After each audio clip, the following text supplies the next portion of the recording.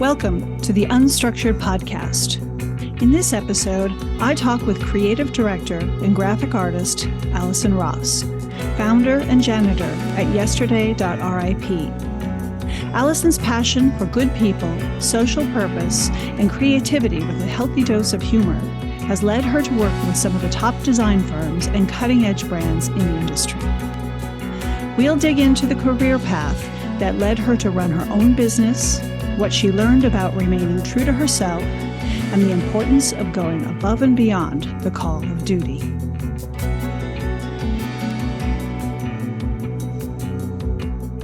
I'm Michelle Rose, and this is UnStruktured.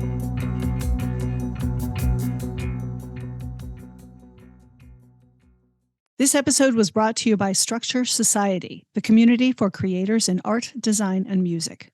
For almost a decade, Struktur has brought together creatives from across the industrial, apparel, graphic, and sound design industries, building professional relationships, creating a platform for knowledge sharing, and raising the bar of product creation. From live events and workshops to publication and podcasting, Struktur continues to evolve to build the strong creator community needed to craft our future. Find us at struktoursociety.com and subscribe to our Substack at strukturesociety.substack.com. I want to jump right in and talk about creativity. Okay. I want to talk about your creative North Star. I mean, I'm going to go right to it. Like, what is the most important thing to you when it comes to being creative, to designing, to doing artwork? I don't know if there's one thing for all of those, but as a professional designer, is there one thing that you hold dear, adhere to, as that piece that you always must have or follow? Yeah, there's probably a couple of things. Like, definitely process-wise, I learned early in my career, it's brief idea design. Don't start decorating shit until you have a solid idea, and that idea needs to be relevant to culture. It needs to be backed by insights, like that kind of stuff. So I think maybe having a plan, and that's specifically for design. I would say, like, if I'm screen printing or painting or something like that, that's my time to just like make a mess and try new things without any rationale behind it. But I think for design, that's probably For professional work? Mm-hmm. Yeah. And is there something that when you're looking at a project or a brief or deciding a project to take, is there something that is a defining factor of taking it or not taking it? Yeah, definitely. I feel like in this current or chapter of my career, or like for the last couple of years, the importance of there being like there being something that's like trying to make the world a little bit better, something that's healthy. I early in my career did a lot of like youth culture stuff and like sports, and that's all great and good for humans to do. But I think, working with people who are really trying to make the world better, mm-hmm. and actually working with people that I genuinely enjoy spending time with. That's like probably the biggest barrier of, if I don't know you, or if I know you're a jerk, I probably don't want to work with you. Mm-hmm. And so I always prioritize just people who, going into working with me, understand the value that I bring and understand my approach to design, and that they value that. And how much would you say, when evaluating a project, how much of it is the actual project and how much of it is the people? It's more the people, for sure. 100%, yeah. And why is that? Because working with shitty people sucks ass. Yeah. It's like, lots of swear words, by the way. You can swear. Okay, great. You can swear all you want. Okay. Yeah, definitely the people. It has to be the people. I mean, last year I took on a project with an old, like very dear mentor from like years and years and years ago, because one of our clients that we used to jam on back in the day came back and was working at a different brand. And yeah, he was like, "You want to get the band back together?" I'm like, "Hell yeah." And it was so much fun. Yeah, it was great. Yeah. So good people, for sure. I want to talk about the world of design and what's going on in it right now from your perspective as a designer, as a creative professional. What's wrong with it? What's right with it? What's happening that is good and what is not happening enough in the world of design that you work in, that you touch? Yeah, there's a lot of factors to that. Obviously, just the state of the economy right now. I feel like a lot of people I know, every time, you go online and see like someone else is now looking for a new role. So just a lot of empathy for what's happening out there. Like a lot of really talented, smart people are getting let go. So that's tough. In the world of design, I think what's good and bad, I don't know. Like I think I feel like brands standing up for more than just selling stuff is super important. So just finding something that they can do to not just take from the world, but like give a little bit. That's table stakes now. Like every brand has to do that. So the ones that are doing it well, that's really great in design. The ones not so much, they're in the process of trying to catch up. So that's interesting. The world of design, I think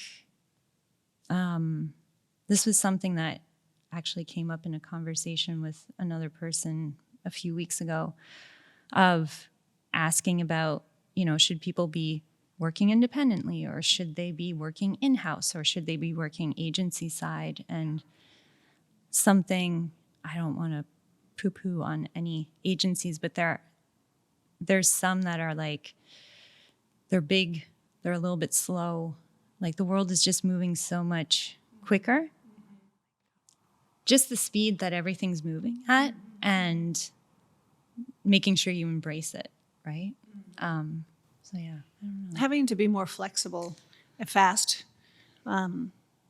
Fast can be good because people today they forgive brands more easily than they did in the past.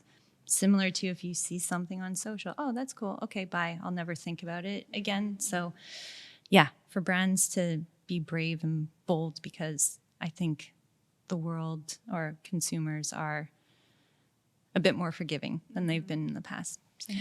Now you work, because as a creative director, graphic designer, artist, you're working with messages.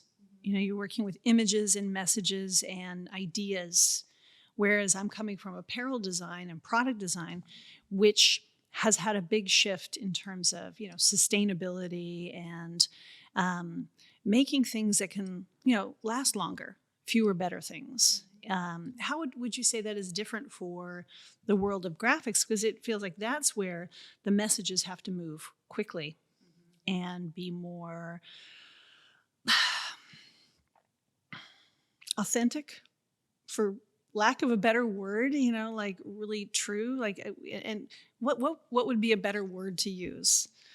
I mean, brands need to have constant communication with their audiences for feedback, for, prompts, anything like that.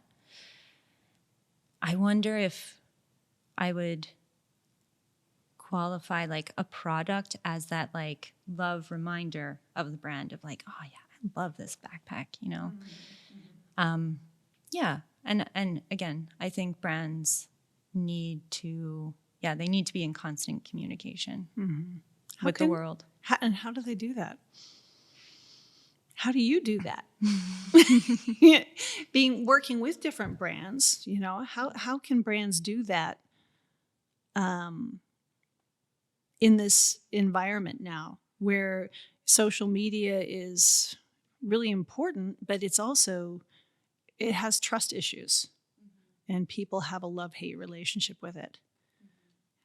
How do you stay in contact? I think content-wise, just be innovative, be new, be current, be relevant in culture, bring interesting, sometimes uncomfortable conversations, like things like that. I think like physically how they do it, well, there's, a bunch of different media outlets that we designed to and we're able to use. Yeah. I think in some ways, I feel like I'm asking that question more out of ignorance of, not being in the world of graphic design and marketing and creative direction in that sense. And feeling, as a product designer, feeling that distance from the end user. Working with big companies, it can happen very easily that you don't have that contact at all. And you do. We tended to design in bubbles a lot, Oof, yeah. Yeah. So a lot of it's just me asking, oh, what is that like? How do you do that? Yeah. Well, I mean, a brand hopefully has a solid strategy behind it that informs how you talk, how you design product, how you show up, what kind of, flavor you are. Yeah. That the entire organization like embodies and runs with. And yeah, I think the product itself it's a beautiful artifact of the brand. It's awesome. It's great. And then communication is more the stories and to keep you engaged and to keep growing together. That requires, I don't have a question around that, but I find it intriguing that it requires brands to have such a deeper meaning than we're really used to thinking of brands having. And that seems to be the challenge. Mm-hmm. How do you be relevant when, really you're just selling gear, or you're selling products, or you're selling things, or the ideas of things? How to get to what's real, and what we're really meaning. I was thinking about when I was working with the North Face, and we all went on a team trip. And we had several new people on our team as design and marketing teams. And as we were sitting there around a fire with the athletes, and I remember one of the team in the marketing department asked Conrad Anker, about,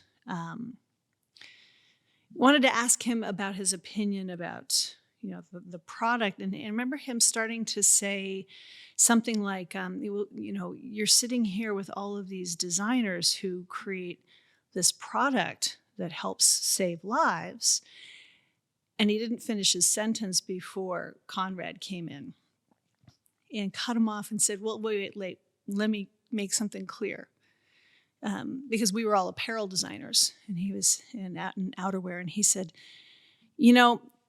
the apparel and the outerwear, it's nice. It helps you be comfortable. It's important, but it doesn't save lives. Let's be honest here. And he said, the gear saves lives. And it was a moment of realizing that self-importance that we can place on something when we're in a brand. And we think, we do this really important thing, and we get kind of big on ourselves. And to have somebody like that say, no, it's not. It's like, you don't need this fancy stuff to do this, and let's put it in the right order.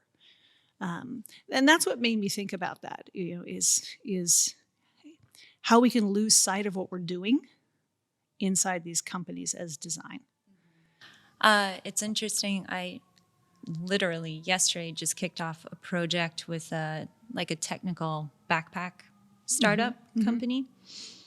And one of the founders is like, at the end of the day, it's just a fucking backpack. And so I think that's a very product designer point of view that seems to be coming up quite a bit But I think, yeah, it's just a backpack or it's just a jacket. Yeah.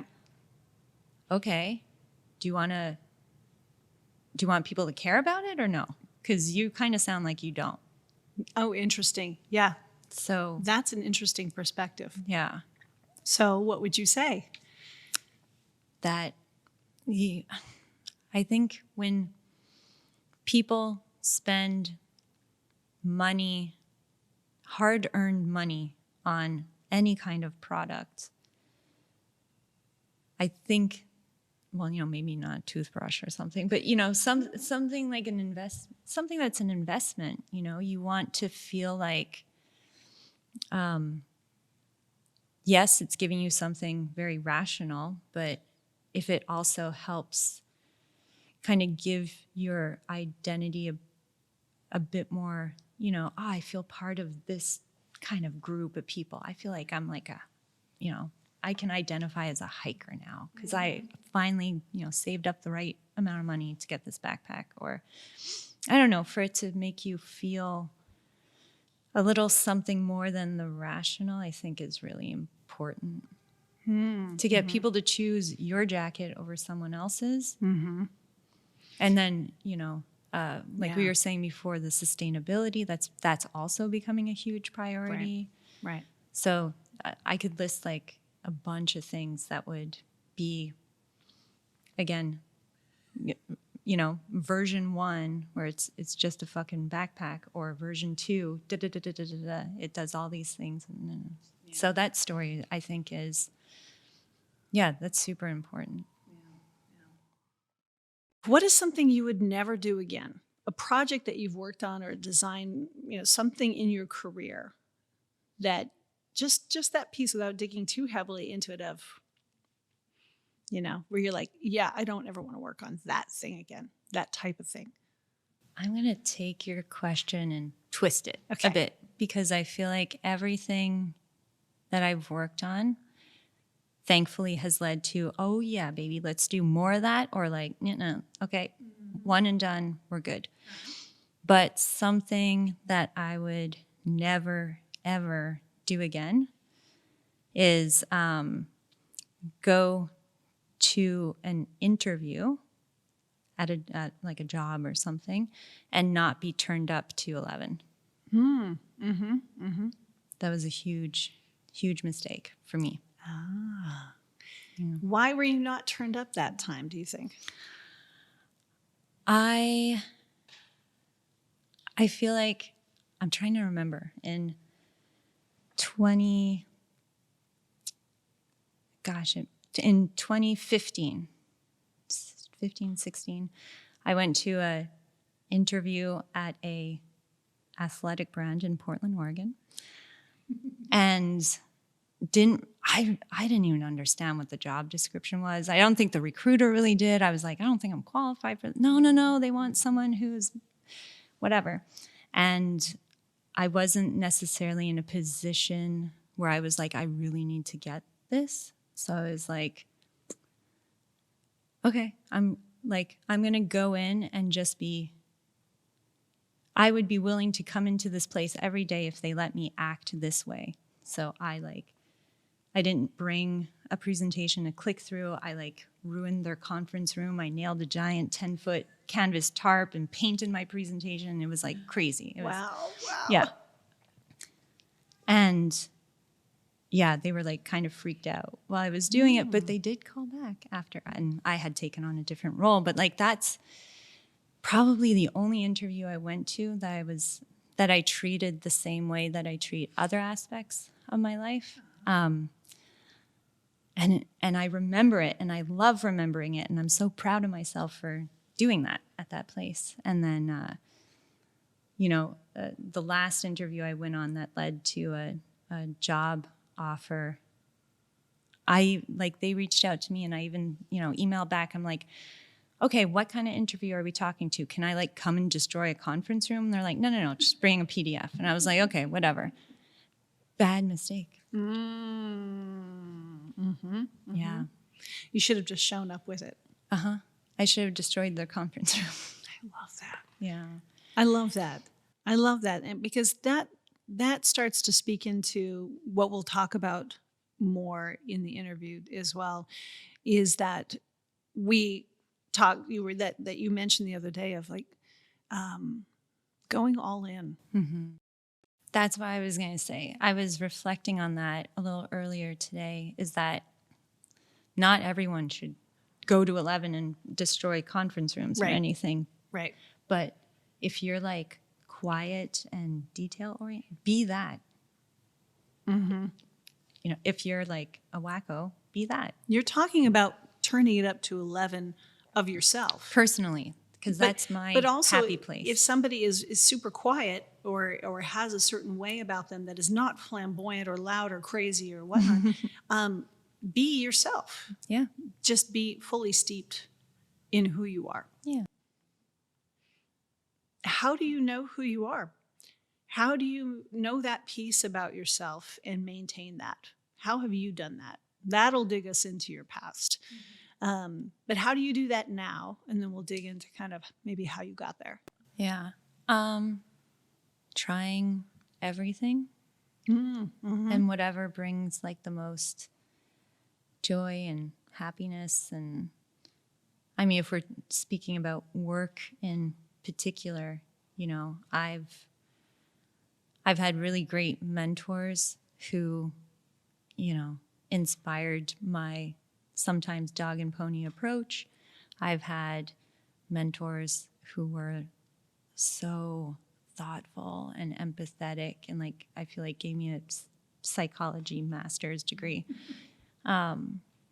So I think it's basically by being curious, of course, but observing everyone all the time, and anything that's good, you take that and put that in your pocket, and anything that's not good, that's okay. You just leave it on the table. And if you're lucky enough to just meet as many people as possible, there's always some kind of learning that I think can come from that. So take all the good and just leave behind the less good. Why do you do design? How did you get here? How did you start? How did you become a designer? That's also a funny, interesting question. When I was in high school, I didn't know what I wanted to be, and knew I was going to go to college, and saw there was an illustration program. I'm like, oh, I'm super arty. I love illustration. I'm going to do that. And my dad was like, computers are the future. This is how old I am. And he was like, I think you should go into graphic design. You'll still get to draw stuff. I'm like, and had you done anything like this before that? I think he was picking up on the fact too that, you know, I used to make mixtapes, but I would spend more time doing the sleeve art for it than I would putting together the tape. So I think there was, and I remember when I was really little, with my cousins, we had like a little tape recorder, and I was constantly like making up funny commercials, like probably inspired by Saturday Night Live or something. But I mean, like young, I think I was like 8 years old or something. So, and you'd record them on the record them, like make up some silly product, you know, probably meant for the washroom or something, like something about poop.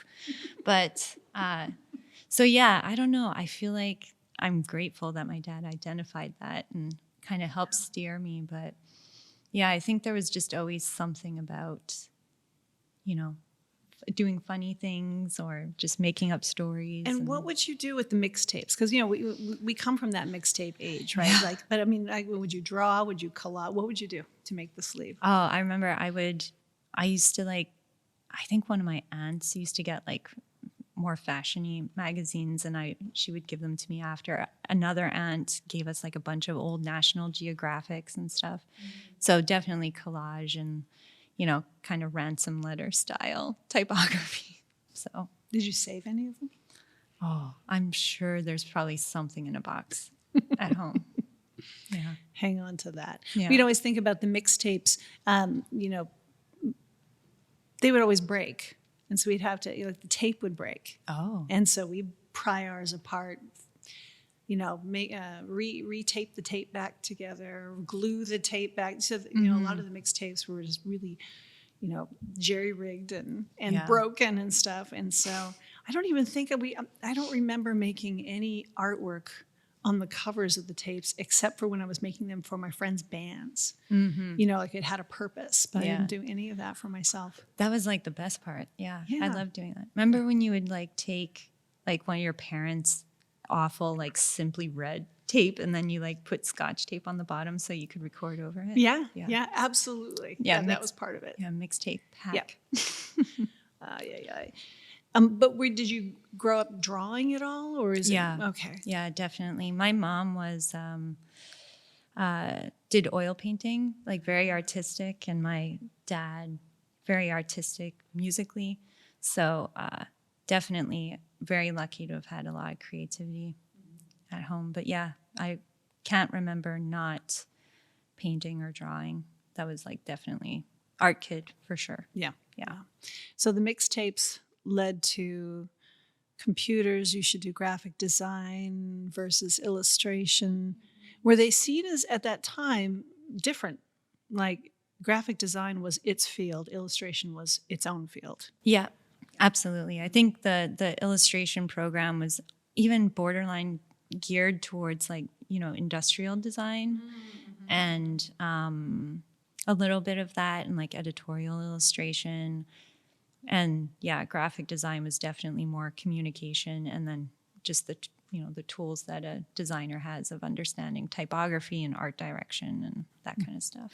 So then why did you want to do illustration then?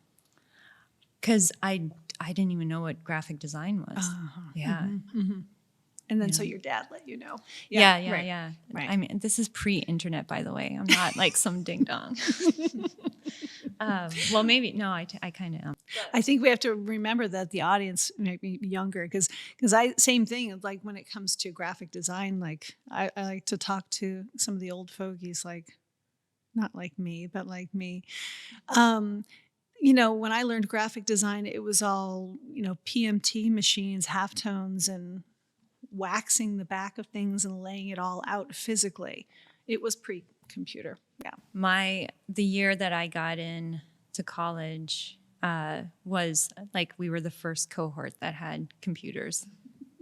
So yeah, probably not too many years after you. Yeah, we're not that far apart. No. So then you went to school for graphic design. Yeah, I did a 3-year. I did a year of fine arts first because I did not get into graphic design the first time I applied. Oh. Because I was a class clown, terrible high school student, and just like goofed off too much.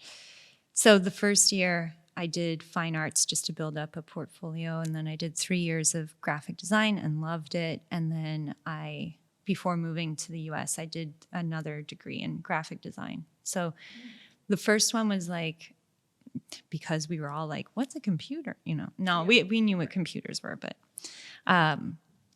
it was a bit more technical, I would say, that first degree that I got. And the second one was 100% like conceptual. So I'm picturing Zoolander. Yeah. The files are in the computer. Ridiculous. Yeah. So then you got the second degree because you wanted to learn more. Right? Why did you do it? I got it. Oh boy, this is so good. When I graduated, it was 2001, and then the world got hit. Well, New York got hit physically with some things, but like 9/11 happened, and the job market was just terrible. Even in Montreal, which is where I grew up. So I was able to get a job at a pharmaceutical company converting all of their old school packaging, which were only on films, to digital. So it was basically like a production job. So once I was in that for a bit, I was like, well, I'm grateful to have this job. Very, very grateful. And I learned a ton about packaging. So that's like, I don't regret that time at all. But I was like, this is not what I want to do, though, forever. And I think I need I just need a little bit more for me at that time. I'm not saying that kids should go and get 2 degrees or anything like that. And if you do it in Canada because it's way cheaper. But so yeah, I knew I needed another push to ensure that I could, find myself in the type of industry that I really, really wanted to be in. So while like I worked full-time working and full-time student at night and got my degree in design. So a second degree in design. And that was here in the U.S.? Nope, that was in Montreal. That was in Montreal. Okay. Yeah. Got it. Yeah, around that same time, I was working full-time and doing I was getting my bachelor's in business. And it's really difficult. Well, I was starting my design career, and I don't think I had any other life. When you do those two things together, school and work, and you're trying to survive and whatnot, but it ends up being worth it. But it's a lot of work. So definitely, and I don't know, I felt like it propelled me to have like a really strong work ethic after that, and just knowing like I can do anything. And how did that second degree, how did that prepare you better? I think before I graduated, 1 year before graduation, I immediately started making lists and priorities of places I wanted to go work. Mm-hmm. I prepared, I made these immersive books. I'll show it to you after. Introducing myself and what I wanted to achieve and just what, why I'm even writing to you, and sent those out. I ended up finding a job in the U.S. 3 months before graduation. So just by being really proactive and I'm like, I can't wait for something to happen. I need to make it happen. So, yeah. Now, is that something that the degree program taught you to do? No, I didn't want to. When I graduated from the first degree, I was like, all right, world, here I am. Who wants to give me a job? And that's not how it works. And for the second degree, for the second degree in particular, I was like, I've worked my ass off for the last 3 years, supporting myself and going to school. There's no way this can't happen again. Mm-hmm. So I put, years worth of work ensuring that the beginning of my post-pharmaceutical career would be something that, Post-pharmaceutical career. I know. Your medical. Yeah. Because I feel like that's just not something people come out of school with. No. Is this direction of, how you're going to, I think that's changing, but it wasn't when we were in school. I actually just came back from Utah and Montreal to go do lectures at universities and colleges to tell that story to them. So yeah. Good.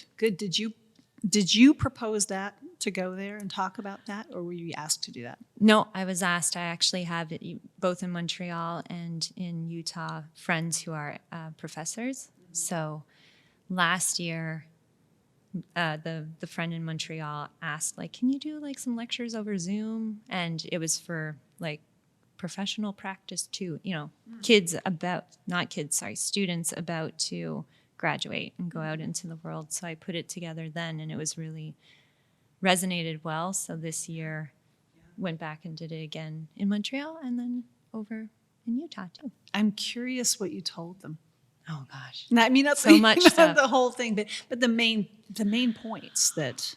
Yeah, definitely. I think the top 1 or 2. Sure. Yeah,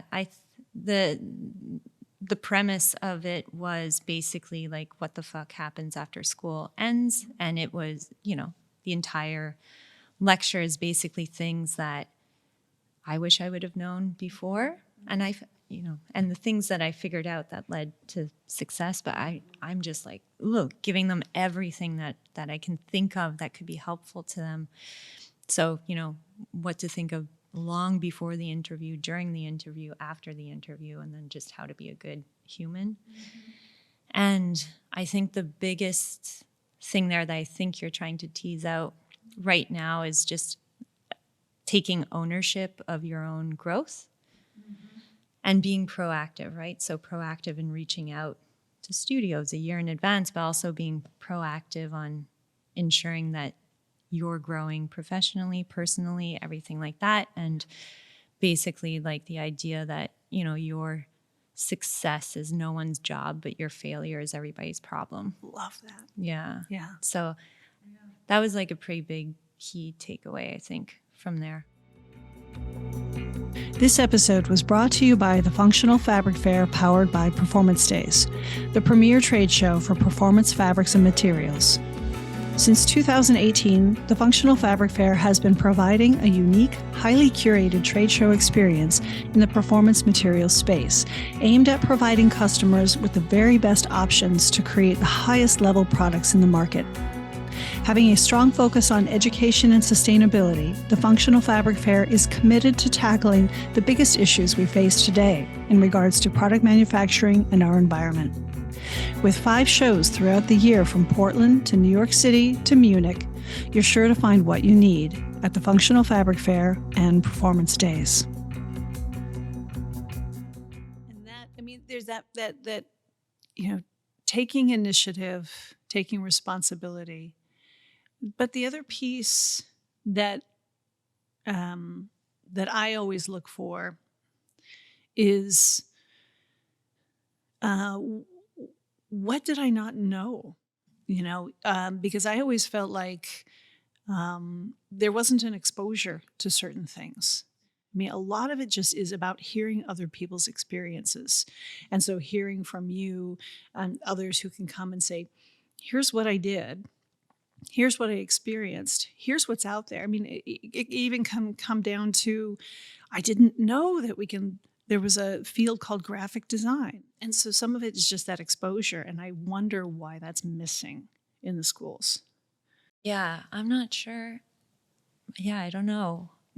Some feedback that I got from the lecture I did in Montreal was from the head of the design department, who was like, I've been here for 20 years and that was like the best presentation. Mm-hmm. And I think it's because, I don't know, the students probably thought I was the same age as them. And I'm goofy and I swear. And I was just like, this is going to take an hour of your time. You got to pay attention. I'm throwing a lot of stuff at you, and compared to, I think, sometimes other speakers kind of go in, they're a little bit more like, well, this is, what I do, and here's my portfolio. And so I'm like, you don't need to know anything about that from me. This is what you need to know.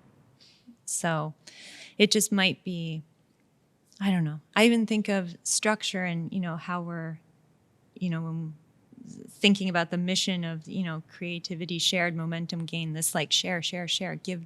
Yeah. I think is something the world could use a lot more of. So. Yeah, definitely. Yeah. It's hard.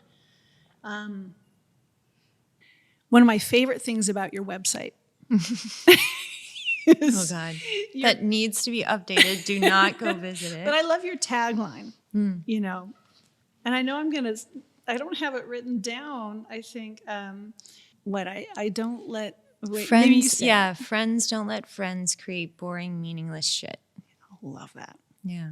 But I'd like to hear a little bit about you creating that and what meaningless shit is. Mm-hmm. Yeah, definitely. It was when I was about to go independent in design. Again, a very good mentor of mine was like, you need to do that brand strategy shit on yourself. You need to have a value proposition, or, just, what makes working with you different than working with, Sally down the street or something.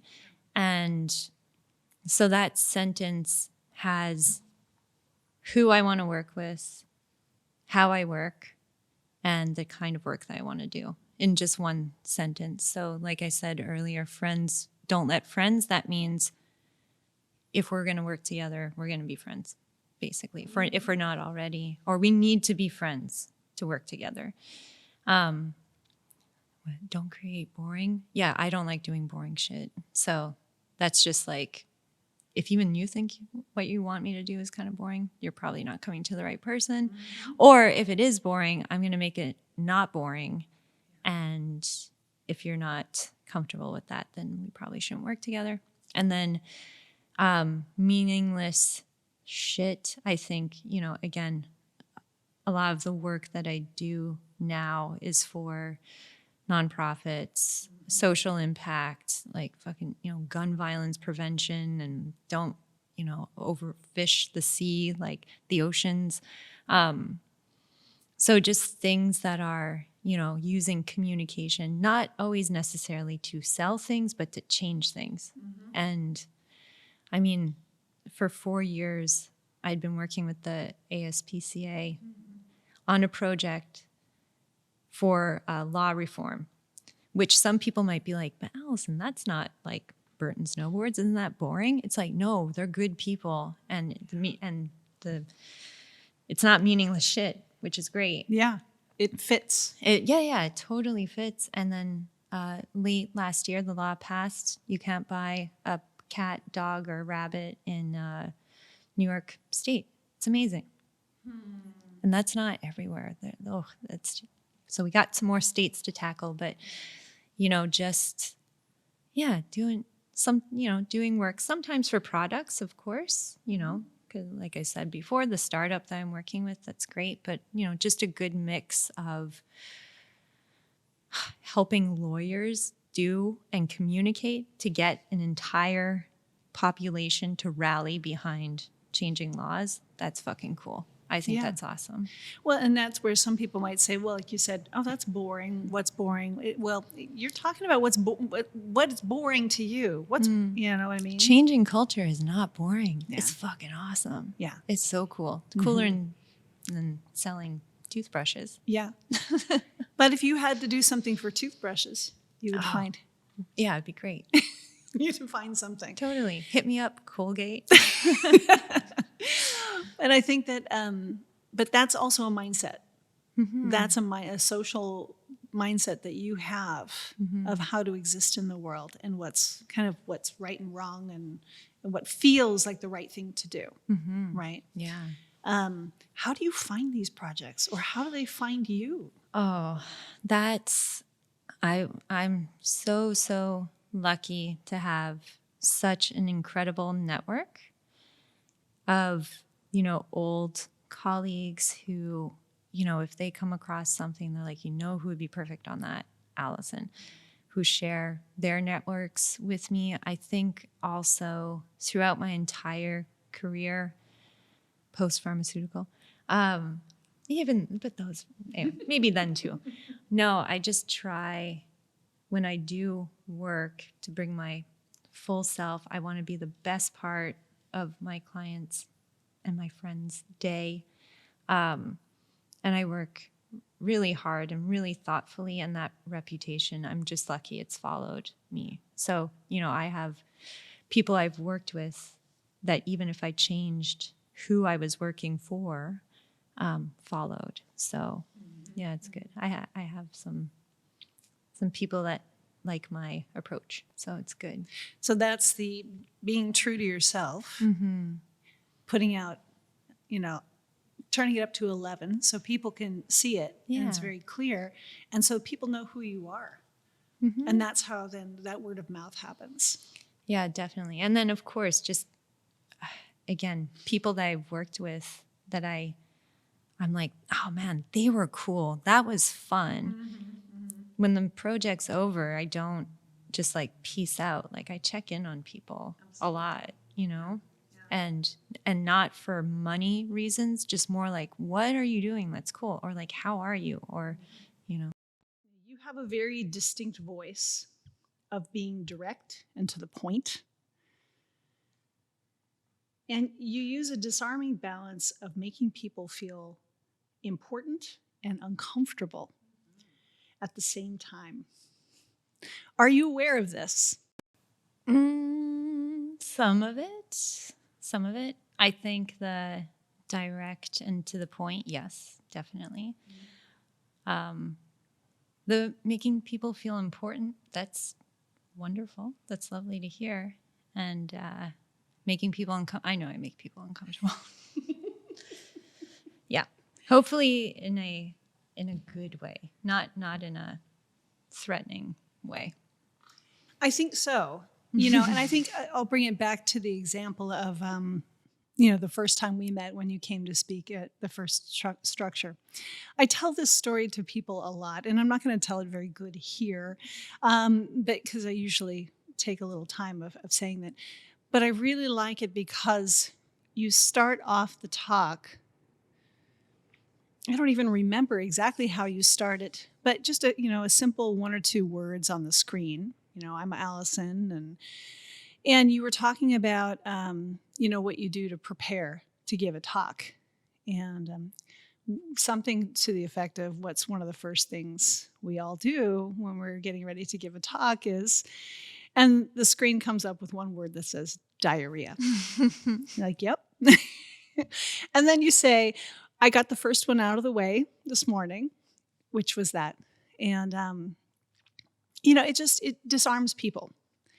And that's something that is like, whoa, wow, this woman up on stage that we wouldn't expect this to come out of her mouth, put that on the screen and said that. And to me, it doesn't seem shocking anymore.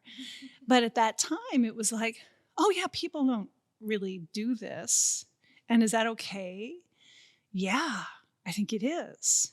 And it's shocking and disarming, but what it does is seems to give people permission to be okay with the weird, uncomfortable things.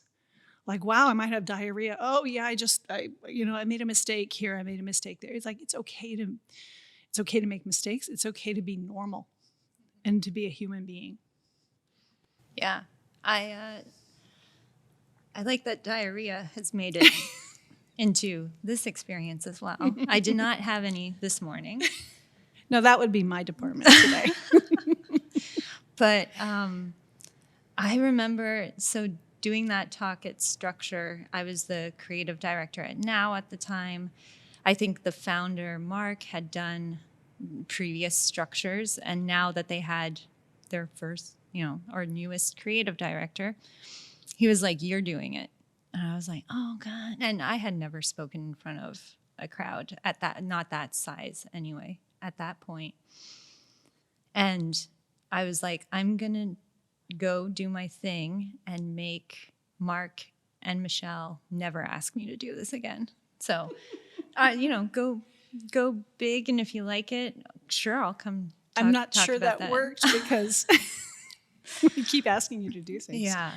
But it was also, I remember the night before, like polishing that keynote, I was also the opening speaker on day one. So like the pressure was real. But I remember putting that note in there for myself of comfort, of like, you're going to be nervous. And when this is up on the screen, people will be like, ooh, this person's gross. And then I'll be like, yep, okay, let's go. Like anything I say from here on out will be better than having that up on the screen. So.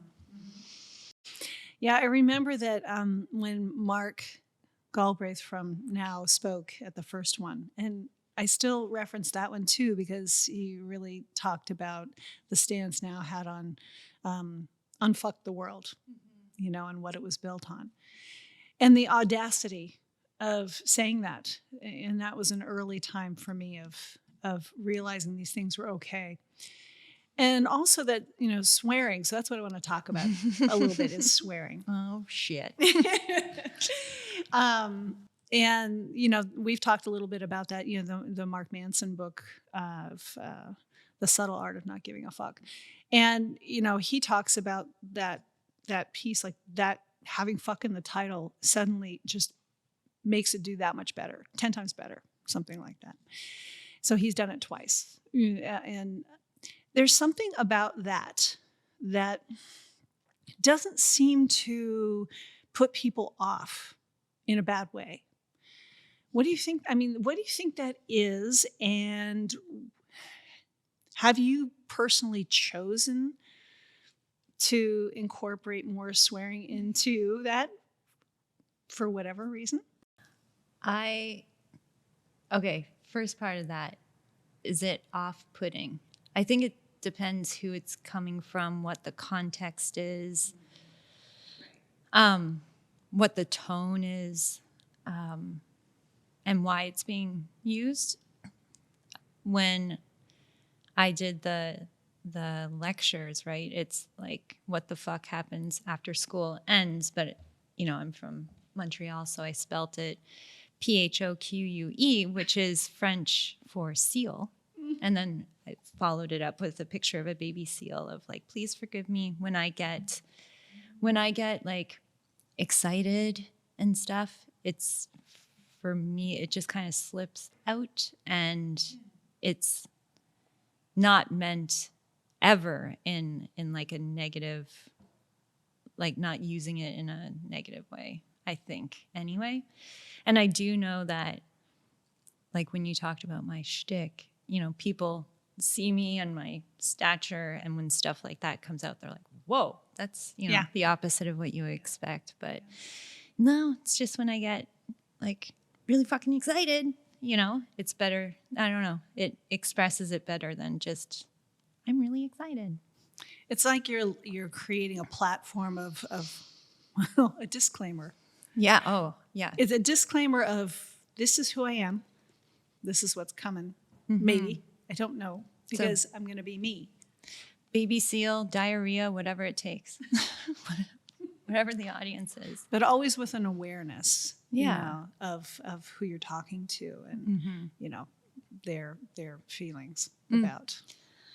Yeah. Well, it's an interesting thing because it's an awareness of people's, how people might take something, but you're not censoring yourself.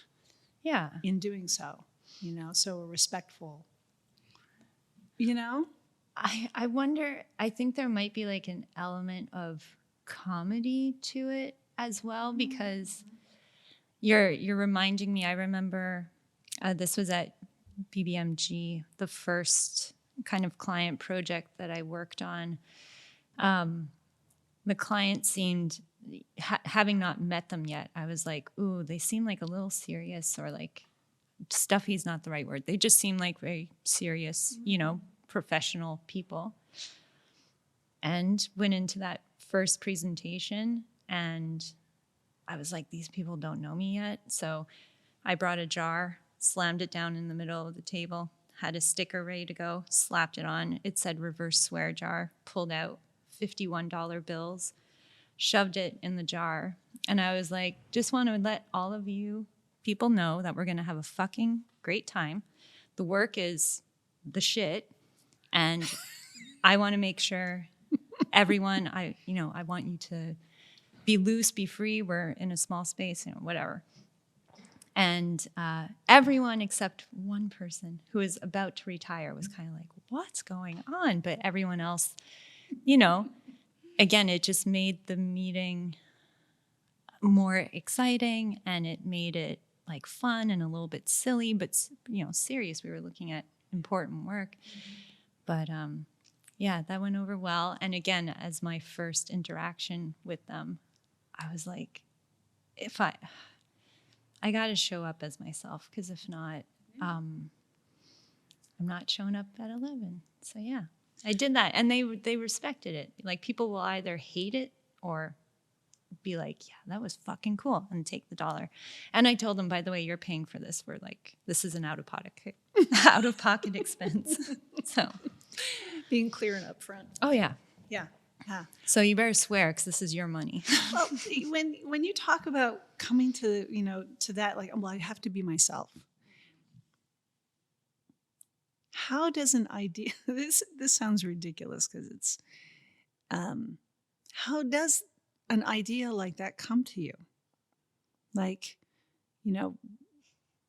I don't even know how to change the question to be different than that. How does that come to you? How do you think of that when you're in that kind of place of, because it feels like an icebreaker, and a way to help relieve your own nervousness.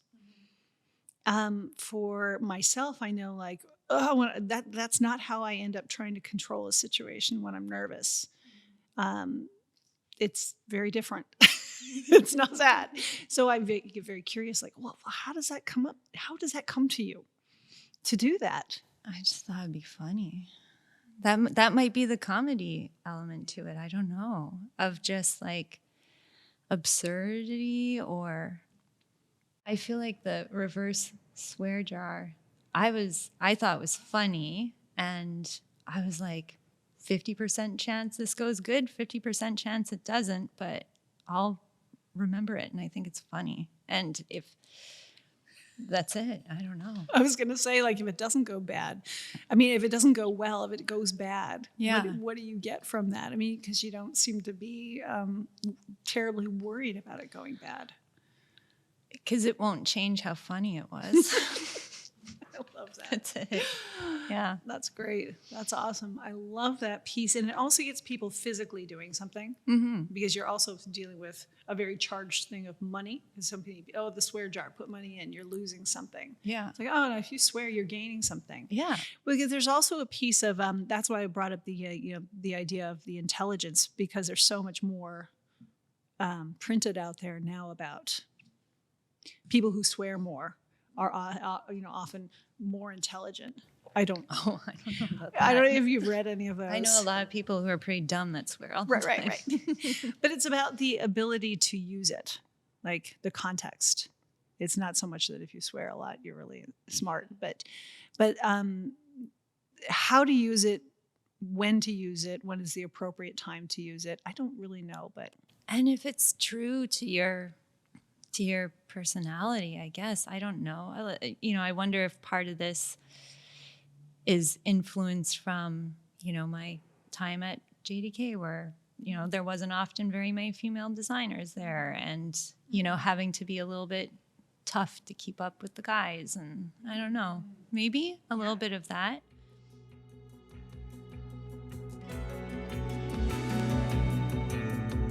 You have been listening to UnStruktured, the podcast from Struktur Society.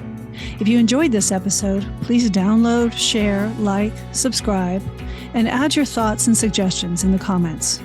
Also, please consider a Substack paid subscription to help us bring even more meaningful content and connection points to you and our creator community.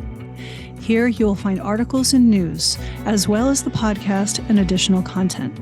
We cannot grow without you. Thanks for listening, and talk to you soon.